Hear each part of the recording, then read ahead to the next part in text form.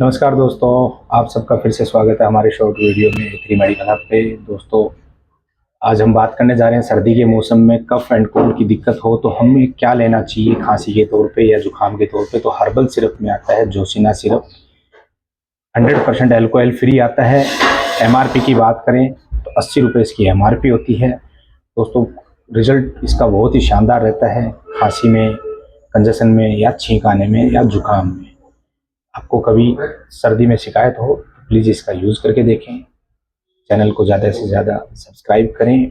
मुझे सपोर्ट करने के लिए वीडियो को लाइक करें, अपने दोस्तों में ज़्यादा से ज़्यादा शेयर करें। मिलते हैं ऐसी छोटी और महत्वपूर्ण जानकारी के साथ नेक्स्ट वीडियो में। धन्यवाद।